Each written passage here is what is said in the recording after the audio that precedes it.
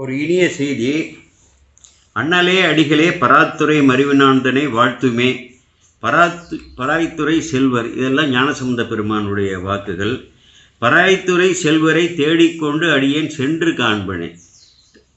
அப்பர் பெருமான் பராய்த்துறை மேவிய செல்வனார் அன்பராய் இருப்பாரை அறிவரே. அவர் அறிவார் யார் அன்புடையவர்களாக இருப்பது. எல்லாம் ஒரு மெய்த்திரு வாக்கு, ஞான வாக்கு, வேத வாக்கு. திருநாவுக்கரசு பெருமான் திருக்குறுந்தொகை 1வது திருமுறை 135வது திருப்பதியும் மேகராக குறிஞ்சி பண்ணிலே ஞானசம்பந்த பெருமான் அருளி போட்டிருக்கிறார். திருக்குறுந்தொகை 5வது திருமுறை 30வது திருப்பதியும் அப்பர் பெருமான் போட்டிருக்கிறார்.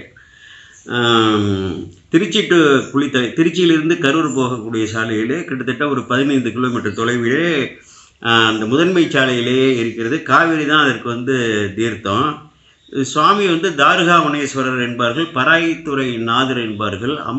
அம்பிகை பசும்பொன் மயிலம்மை என்று சொல்வார்கள். தீர்த்தம் காவிரியே, அந்த அகண்ட காவிரியே தீர்த்தம். பராய் என்ற விருட்சம், அந்த விருட்சத்தின் அதாவது மரத்தின், அதாவது தல விருட்சம்னு சொல்வார்களே, தல திரு மரம், அதையே பெயராக கொண்டு இருக்கிறது. சோழர்கள், பாண்டியர்கள், கிருஷ்ணதேவராயர்கள் எல்லாமே திருப்பணி செய்திருக்கிறார்கள். கல்வெட்டுகள் எல்லாம் உள்ளன. ஒரு அற்புதமான திருத்தலம். செல்வன் கழித்தும் செல்வன் செல்வம் செல்வமே என்று அங்கே தில்லையிலே பாடியது போல செல்வர் பராய்த்துறை என்று சொல்லி ஞானசம்பந்த பெருமானால் போற்றி பரவப்பட்டிருக்கிறது. இந்திரன், குபேரன், சப்த ரிஷி எல்லாம் வணங்கி இருக்கிறார்கள். அப்படிப்பட்ட அற்புதமான திருத்தலம் 6 கால யாக பூஜையோடு 29/8/25 வெள்ளிக்கிழமை காலை 9 மணிக்கு மேல், அது 9:30 மணியிலிருந்து 10:30 என்று ராகு காலத்திற்கு முன்னதாக போட்டிருக்கிறார்கள்.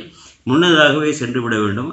நிறைய செலவு செய்து இந்த யாக பூஜைகள் பெருமானை முதன்மையாக வைத்து வேதாகம வேள்விகள் நடக்கின்றன. பலர் அந்த பெருமைகளை அறியாமல் அங்கே யாகசாலைக்கே போவதில்லை. கும்பாபிஷேகத்தை கண்டு அந்த நீர் ஊற்றுவதை மட்டும் பார்த்து விட்டால் போதும் என்று இருக்கிறார்கள். ஒரு அறியாமையால் அங்கே பெருமானை பெருமாட்டி எல்லோ கடவுளர்களையும் அங்கே யாகசாலையிலே எழுந்தருளிவித்து கணத்தில் ஆவாகனம் செய்து அந்த வேதாகம வேள்விகளை செம்மையாக செய்யப்படுகின்றன. அப்படி அருள் நமக்கு கிடைக்கும். அன்பர்கள் எல்லாம் அறியாமையை போக்கி இந்த யாகசாலை பூஜைகளையும் காலந்தோறும் இயன்ற அளவுக்கு கலந்து கொண்டு இறை அருளுக்கு ஆளாக வேண்டுமாறு கேட்டுக்கொண்டு கோமல் சேகராகி நான் விடைபெறுகிறேன். வணக்கம். சிவாய நம. சிவாய நம. திருச்சிற்றம்பலம்.